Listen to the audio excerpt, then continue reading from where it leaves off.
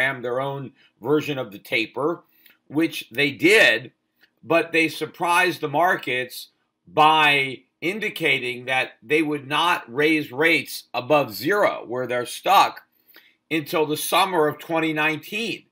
And the markets had not expected such a delay in rate hikes, so it was kind of a dovish tightening announced by the ECB. Now, when the Fed raised rates, the reaction was pretty much what I expected. The dollar did not strengthen, gold did not go down, because all of that had been priced into the market. What caused the dollar to rally and gold to sell off was the ECB and their unexpected ease, which put a bid into the dollar. We got a huge rise in the dollar yesterday. We got, like a 2% or so drop in the value market of the euro against the dollar. And the weakness in the euro and the therefore strength in the dollar caused a lot of the emerging market currencies to sell off as well. So it was a huge dollar rally, not because the Fed hiked, but because the ECB effectively eased. And, initially, yesterday, gold jumped 2% in euro terms. In fact, it jumped up to the high end of the range that had been trading against the euro, and it was very close to a breakout against the euro. It was only up a couple of bunks against the dollar, so all of the rise was in terms of euros, and of course other currencies that also fell against the dollar. But this morning, the traders came out huge. I guess when we couldn't get above that key level in terms of the euro, there was massive selling of gold this morning right out of the gate, and gold finally dropped about 20 bucks. We broke down below. Remember on Wednesday, I talked about the fact that gold had been in a $12 range all month, and I knew that that wasn't going to persist, that gold was going to have to break out one way or the other. My guess was that it was going to break to the upside because I expected that gold would rise after the Fed hiked rates, which is what it had been doing pretty much after every rate hike.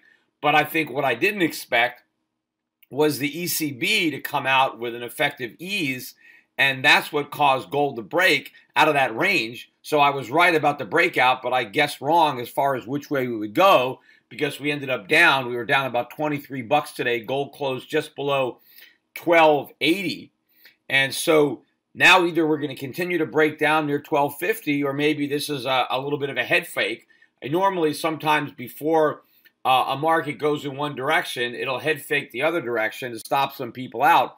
It's hard to say, but I do think that what the ECB just did in the very short run could cause a little bit more buying in the dollar. But of course, the markets are wrong if they think the ECB is really going to wait over a year before raising interest rates. I do not believe that that is going to happen. I still believe that the ECB is actually going to be hiking rates probably around the time that the Fed starts cutting them.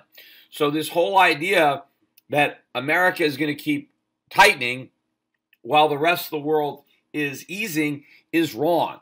And still, everybody is under the impression that the global economy is slowing down with the exception of the United States, right? The United States is this island of growth in a sea of weakness. And I think they've got it backwards. And that is ultimately what's causing all the opportunities in the market. But one of the reasons that I believe that the ECB is going to be tightening far sooner than the markets expect is look at what's happening at inflation in the Eurozone. When Draghi gave his press conference following their announcement, when he talked about the fact that they were not going to raise rates until summer of 2019, the rationale was because they wanted to make sure that inflation was meeting their objective.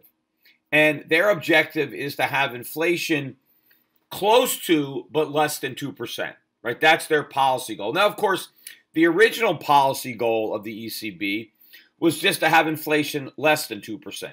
This close to but less than 2% is something that Draghi introduced, because kind of made it up in order to justify this reckless monetary policy. Because if inflation is just 1%, the ECB should not try to move it up to 1.9. I mean, 1% is better than 1.9. The whole original idea was 2% was the ceiling. And so as long as you were below the ceiling, great. And the more below it you were, the better. But in order to justify all this money printing and all this QE and whatever they were doing to prop up all these bloated governments, they came up with the idea that we need to be as close to 2% as possible without going over, kind of like the Price is Right. Well, we got the Eurozone CPI numbers out today for May. Year over year, CPI in the Eurozone up 1.9%. Now, I mean, how much closer to 2% can you get without going over than 1.9? I mean, they're not satisfied with that. I mean, what is Draghi going for? 1.99, right? We need to create more inflation because we're only at 1.9. We're not quite close enough to 2%. I mean, first of all, what makes them think that they can fine-tune it that much, that they can get to within 0.1%? And then, of course, if they get to 1.99, what, maybe they want 1.999, right? I mean, how ridiculous are they going to take this, as if the numbers are even that accurate to begin with? But if you have to stay below 2%, why would you want to risk getting that close? Because what happens if we get to 2.1? Do they got to start slamming on the brake? Do they got to start tightening? I mean, if you got to stay below 2%, you would think you'd want to have a little bit of a buffer between where you are and 2%. You wouldn't want to get this close. But look at what's going on in Germany. Germany, year over year, CPI up 2.2%. So Germany is higher than 2% by more than the Eurozone in general is below 2%. But look at producer prices in Germany, up 2.9% year over year. Now, that's a leading indicator of where consumer prices are going because wholesale prices go up and then businesses pass on those higher costs to the consumer. So if wholesale prices are rising by 2.9%, what direction does that tell you that consumer prices are going? They're going up. And if Draghi is saying we're going to keep the pedal to the metal, we're going to keep interest rates at zero for another year, and inflation is already accelerating. It's past 2% in Germany.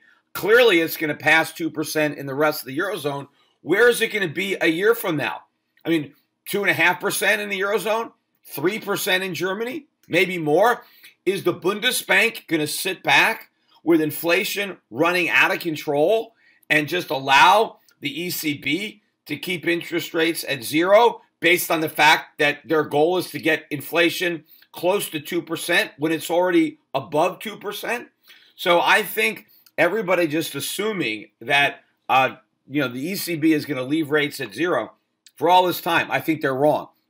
Now, maybe they'll try to get away with it. Maybe they'll try to rationalize having it above 2%, but they're not talking about that now. They're not talking about symmetry like the Fed is doing. They still are sticking to their rhetoric that we need to be below 2%.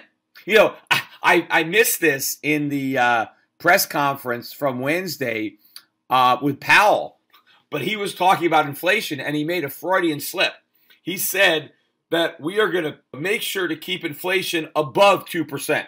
And then he corrected himself and said, I mean at 2%.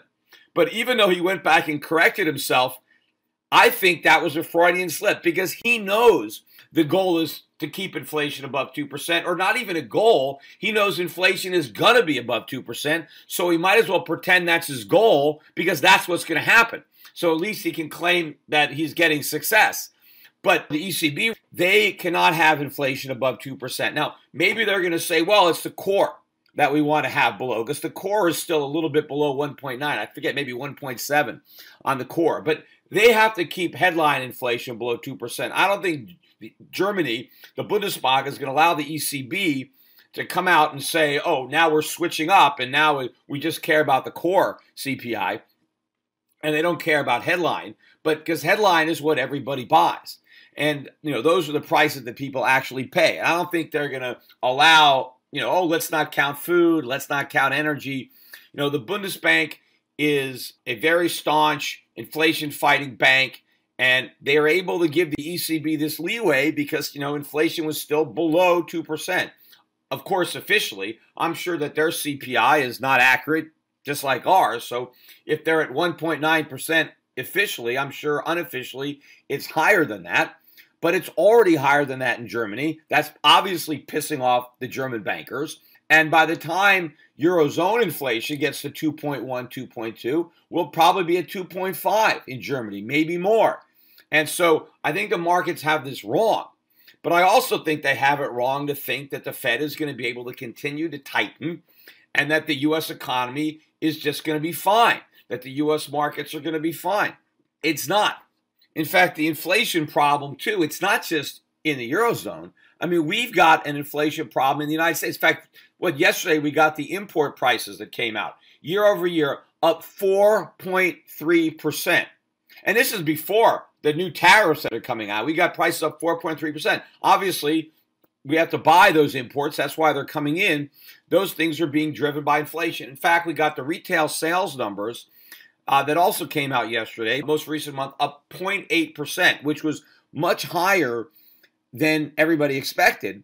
And the initial reaction is, oh, this is great news. But you have to remember that retail sales are not adjusted for inflation.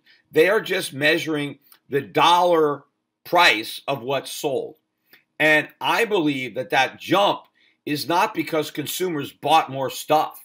It's because they spent more money on the stuff that they bought because prices are going up. So if prices are going up, then retail sales are going up in dollar value. But it doesn't mean the volume is going up. It doesn't mean people are buying more things than they were buying before. So they don't have anything extra to show for the extra spending. They just bought the same stuff or maybe even less stuff, but whatever they buy, they paid higher prices for it. So I think this is evidencing inflation. I mean, inflation is going to break out all over the world. I mean, we've already created the inflation. It's all the money supply. It's all the QE. It's all this money printing and bond buying. That's the inflation. It's just that it's just starting to move from the financial assets, stocks, bonds, real estate, into consumer prices. But this is the beginning of a huge wave of inflation that's going to, engulf the entire planet. But I believe that Europe is going to be more likely to fight the inflation based on the influence of the Bundesbank than will the Federal Reserve, based on the influence of Donald Trump trying to get reelected. I mean, there's going to be lots of political pressure on the Fed to prop everything up and not to fight inflation, to embrace the higher inflation. The Fed is already talking about that by allowing inflation to be over 2%. The Freudian slip just admitting that it's going to be over 2%. So we have no break on inflation. Plus, we're hopelessly in debt. We need inflation. We have these huge trade deficits. That's not the case with the Eurozone. They can more afford to have higher interest rates. Now, that is going to create some political problems in some of these countries like Italy, right? Greece, Spain. But that's something that they're going to have to deal with because I do not see Germany just basically saying we're going to be a high inflationary economy. They are not going to throw away all of their tradition of sound money. I mean, they threw away partially when they went into the euro, but I don't think they're going to abandon it completely. I think, they are more likely to try to fight inflation than the U.S., which will not, there's no chance we're going to fight it. We're going to embrace it. We're going to pretend it's good for us. If you remember back in the 1970s, right, when inflation really became a problem, right, for the first time, and a lot of it, again, was due to all the money we printed in the 1960s. But Gerald Ford, who came out with the, the whip inflation now, when he came out with that, he said inflation was public enemy number one, right? Well, who causes inflation? The government. The government prints the money. In fact, my father, the book that I've talked about, his book, The Biggest Con, well, his original title for The Biggest Con was The U.S. Government, Public Enemy Number One. His publishers, Arlington House, changed it to The Biggest Con. But in the book, he mentions right in the beginning that was his initial idea for the title. But the reason that he wanted to call it U.S. Government Public Enemy Number One was because he knew the U.S. government, through the Federal Reserve, created all the inflation. And so if President Ford said inflation is public enemy number one, and the government is the creator of inflation, then it is the government that is, in fact, public enemy number one.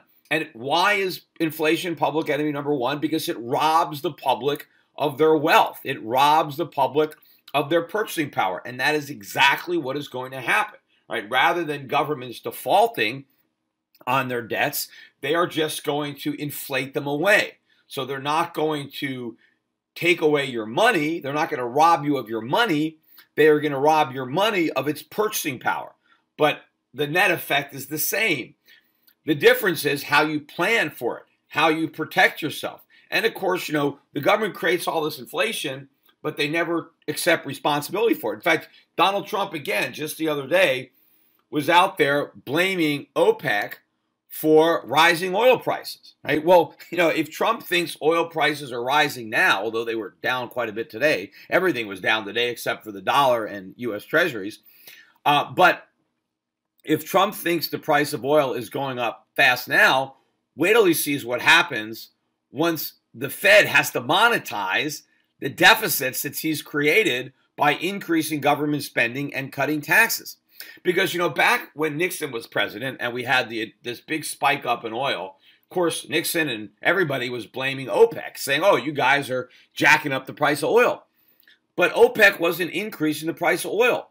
The United States was debasing the value of the dollar. We went off the gold standard, 1971, and we started paying OPEC for oil in dollars that were collapsing in value. And so it wasn't that OPEC was raising the oil price. They were simply adjusting the oil price for the fall in the value of the dollar, because we were asking OPEC to sell us oil, the same oil, for dollars that had less value.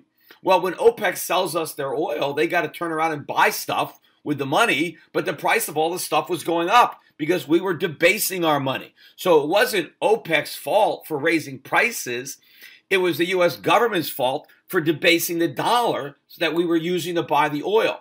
And the same thing's going to happen this time. It's not going to be OPEC or the greedy speculators or the companies that are trying to gouge the customers, right? The government always likes to create inflation and then blame the businesses, or blame the unions, That's why, Nixon had wage and price controls. The idea behind wage and price controls is that inflation is being caused by businesses raising their prices or by workers demanding higher wages. But the reason everybody is demanding more money, whether it's prices or wages, is because money is losing value. And so you need to earn more money to maintain your purchasing power. So the government puts the cart before the horse when they have wage and price controls. And of course, wage and price controls are not going to work because you're just putting a Band-Aid on a cancer. The cancer keeps getting worse because you keep printing money. And then businesses and workers find ways around wage and price controls. Like, well, don't give me a raise, just give me health insurance as part of my salary. That's how a lot of this stuff started. Or businesses start coming up with brand new products. Like a grocery store will come out with a different cut of steak that never existed before. And now it can put whatever price on it wants because it's not raising its prices. It's just got a brand new product. I mean, everybody was finding ways to get around the wage and price controls. But eventually, of course, they got to get rid of them because they result in shortages. Right? You can't buy stuff. And then eventually when you take the wage and price controls off, then prices shoot up to catch up to where they need to be because the government kept printing money. And that is the direction that we're headed in. Everybody is still convinced that there's no inflation when the evidence is overwhelming. Inflation has been hiding in plain sight, right? It's been hiding in all these asset prices, but nobody cares. And then the government's, trumped up, no pun intended, economic numbers, which mask the true rate of inflation. I mean, who knows how much higher than, what they officially admit. I mean, in the U.S. now, we're about, 2.2, 2.3 is our year-over-year CPI, and I said 1.9 in the Eurozone. But I'm sure on both sides of the Atlantic, inflation is actually running quite a bit hotter than the governments admit, which means GDP growth is much lower. In fact, Trump was on television today, again, fielding questions from the press, and he repeated the false statement that America today has the best economy in its history, in the history of the country, going back to the Constitution, right? So starting with George Washington to right now, the economy is better today than it was at any time in our history. Now, either Trump is just lying or his knowledge of American history is very limited. I mean, limited maybe to the last few years. He knows nothing about American history. In fact, if you knew anything about American history, you would know that the best economy we ever had was in a period that I think Mark Twain labeled as the Gilded Age. And I think that was approximately 1870, right? A little bit after the end of the Civil War. So 1870 to 1900, right? And during that period of time, we had massive economic growth. Now, they didn't even keep the GDP statistics back then, so I don't know if we know what the GDP was, but they have all sorts of other ways to measure, things, production, output, living standards, real wages, and we have never seen an economy like that. It was the biggest boom. I mean, and we were bringing in immigrants by the millions were coming in to our country, but during that period of time, the standard of living of the average guy rose like never before, probably in world history, not just U.S. history, in world history. And sure, it was the age of the robber baron. You had the Carnegies, the Rockefellers, right? These guys were getting rich, but everybody was benefiting. The poorest people, the middle class, there were huge fortunes that were being generated, and they were trickling down, right? And everybody benefited from all that capitalism, because what we didn't have is an income tax. We didn't have Social Security. We didn't have a minimum wage. We didn't have all sorts of government. We had lots of freedom. We had minimal taxes, and we probably had the purest gold standard in the U.S. history. So we had sound money, we had limited government, and we had massive economic growth on a scale the world has never seen. Not just, absolute growth in America, but compared to the rest of the world. How fast America grew relative to any of the economies in Europe or anywhere in the world. We've never had a period of time where we outgrew the world as rapidly as we did back then. So Trump is not even close if he thinks we have the best economy in our history when it pales in comparison to the Gilded Age. But you don't even have to go back to the Gilded Age. We had a much better economy in the 1980s, in the 1990s. I mean, if you want to measure it just by GDP, which is probably what the Trump is looking at. So I don't know what he's talking about. I mean, last year we had 2.2% GDP growth. Now, if he thinks this year is so much better, we are running up massive amounts of debt in order to fuel what he thinks is a good economy. But it's living on borrowed money. The government didn't borrow any money during the Gilded Age. That was real economic growth. We weren't levering up.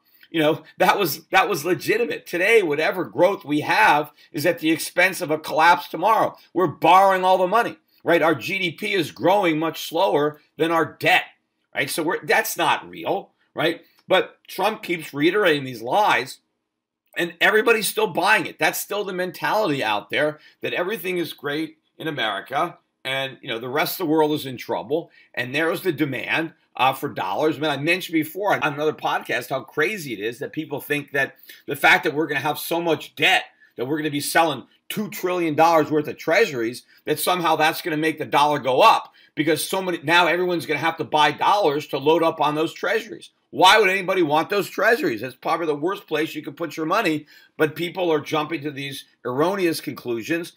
Bigger debts are bad for the dollar, because what they mean is the Fed is going to have to monetize those debts. There's no way that we're going to find buyers in the private sector for those bonds at rates that we can afford.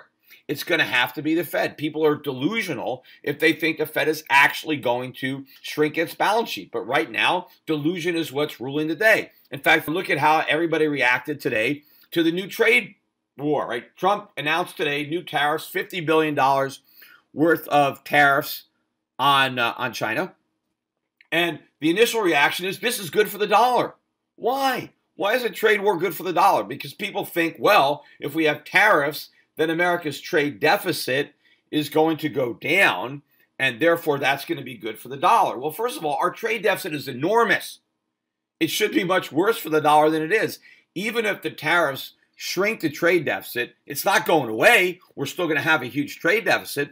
But to the extent the trade deficit goes down because of the tariffs, It's because American consumption goes down. It's because we buy less stuff because we can't produce the stuff ourselves. So if we're going to stop buying because of the tariffs, that means we just have less consumer spending, which is going to drag down the GDP. So this is not like some kind of big thing for the dollar if we have slightly less trade deficits. And of course, if our trade deficits come down, that means foreigners have fewer dollars that they need to recycle back into the bond market. So now they don't have to buy as many treasuries. Well, who's going to buy the treasuries? Everybody was bullish on the dollar because they thought everybody was going to be buying the treasuries. None of this stuff makes sense. In fact, a couple of days ago, I think on Wednesday, Dallas Fed President Dick Fisher was on television talking about tariffs and trade war. And he came out there again and repeated this conventional wisdom nonsense. And he said, well, we don't have to worry about a trade war because trade is a smaller part of our economy than in countries like Germany. And therefore, he said that, it's no big deal if, there's a drop in trade because it's not that important in America. And I would argue that trade is more important to the U.S. economy than any other country on the planet. And this is the reason. Yes, trade is a relatively small part of our overall GDP, but it's probably the most important part because we are importing all of the key things that everybody needs, right? And so if we can't import those products anymore, even though the actual product represents a smaller part of the GDP, if those products are no longer there, it's going to affect a much bigger part of the GDP, right? If Walmart doesn't have a bunch of products to sell, well, what happens to all the salaries of all the Walmart workers, right? If Walmart isn't selling as much stuff and it shuts down stores and it lays people off, the actual merchandise is a small part of what Walmart is contributing to GDP, right? You take away all the products that people are buying, then all of the infrastructure that's been built around those products collapses. So to think that, well, just because the actual dollar value of the stuff is a small part of our overall GNP, you got to look at all the other stuff that is built on top of that. You take out the bottom and everything else collapses. But it's not just the stuff that we're buying. It's the fact that we don't have to pay for it. We get all this stuff for free, right? We just export dollars, right? If we actually had to pay for the stuff, if we actually had to produce it, then we would feel the cost. Right now, we don't. We get to print all this money and we export it. We're exporting our inflation, right? That means we're not getting, punished as much. We're not feeling the pain of our monetary policy because we're sending that inflation abroad. We're exporting that pain. But you also have to look at the flip side. What happens to all those dollars, right, that we create out of thin air and send to other countries to buy all the stuff that they had to work hard to produce? They take that stuff, those dollars, and they buy our treasuries.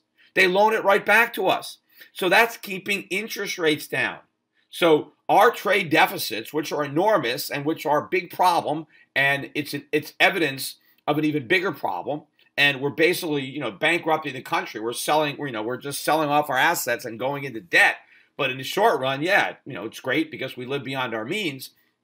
But what's happening in the here and now is these trade deficits keep consumer prices low because we export money and import stuff. So that keeps the price of stuff down. But it's also keeping interest rates down because the money is then loaned right back to us. Now, sure, we have to pay it back, but so far we don't pay any of it back because foreigners keep rolling over the bonds every time they mature. So it's just one gigantic Ponzi scheme.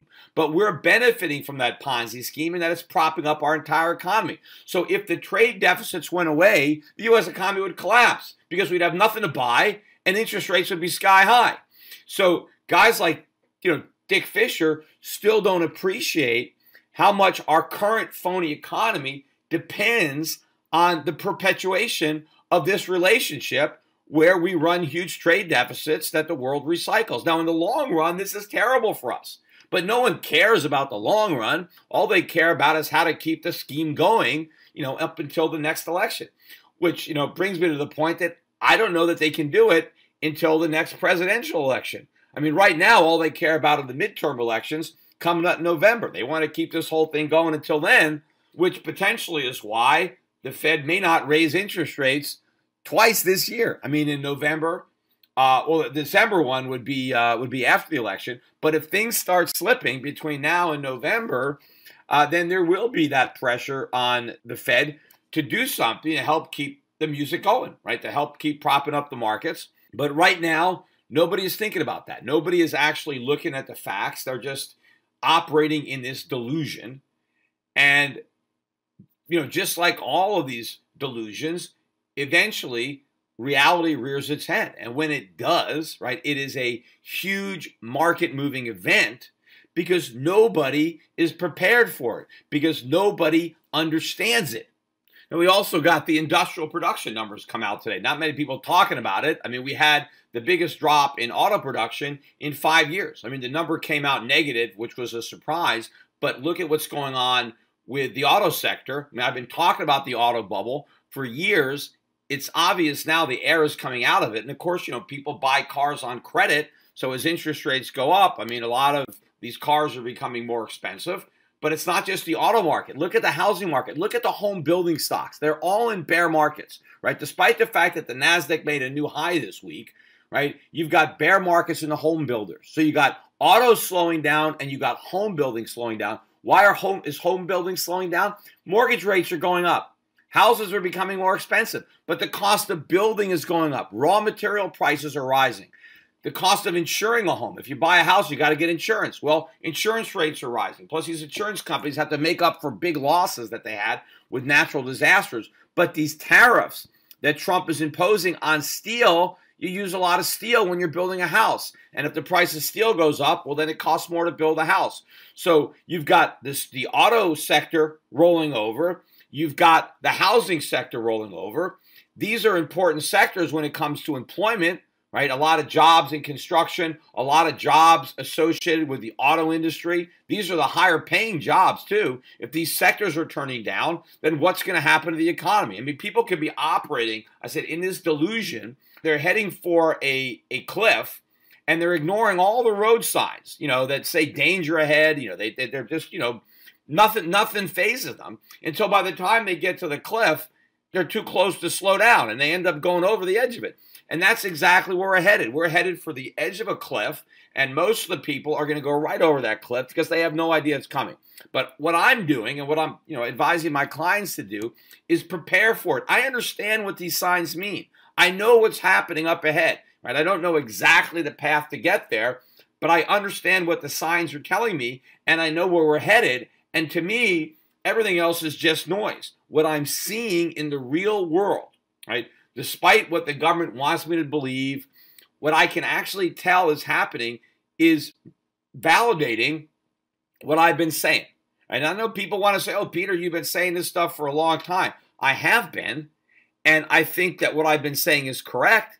The fact that a lot of the problems haven't manifest in a crisis yet doesn't invalidate what I'm saying. The crisis is the end game, right? By the time we have a crisis, okay, well, right? It's too late to do anything about what I'm saying. The warnings don't mean anything after the fact. They only mean something beforehand. And there's no way to time it perfectly. It's impossible. So either you're early or you're late. And if you're late, well, then you're nowhere. You're done. So you got to be early. But the key is to recognize that even if you're early, that doesn't mean you're wrong. And you don't have to give in to the temptation of joining the party where the party is occupied by a bunch of people who have no idea how wrong they are, right? And they're in that bus heading over that cliff. They might be having a great time. There's a lot of drinks on the bus and everybody's singing and dancing and having a big party. They have no idea what's in store for them. I don't want to get on that bus because I know what's going to happen, right? And I want to be someplace nice and safe, and I'm going to ignore the temptations. But everything I'm seeing is we don't have much time. I said, I don't think we're going to make it through the end of Trump's term. I really don't. Does it mean that it's impossible? No. But I think the odds are that we're not going to get through. And so we don't have that much longer to wait. I mean, this is happening. This is it. This is now. You just have to stay off of the ride. We want to be in a safe haven. We want to, buy the dip in gold. We want to sell the rallies in the dollar. We want to get into the real safe havens. We want to get into the investments around the world that will benefit from a weak dollar, that will benefit from a reversal in Fed policy. and that will ultimately benefit from the dollar no longer being the world's reserve currency, because that is where we're headed. And when that happens, then our ride on the global gravy train comes to an end. But a lot of the people around the world who have been doing all the heavy lifting, who have been pulling that train, the people who have been producing and saving and investing, those areas of the world are going to experience a boom. Right now, they're being suppressed by this perverse system that is screwing up the glowing economy by having the dollar at the center when our economy is so dysfunctional. You can't have a reserve currency where the issuer is running massive trade deficits and has no domestic savings. I mean, it doesn't make any sense for the dollar to be the reserve currency. When the dollar was backed by gold, when America had massive trade surpluses, okay, it made sense. But that world no longer exists. America took advantage of that unique privilege and took the world on a buggy ride. And now the global economy is screwed up as a result of this system, which is now coming to an end, right? It's not over yet, but we are in the final stages of this global monetary system. I don't know exactly what's going to replace it, but my feeling is we're going to go back to the type of monetary system that existed before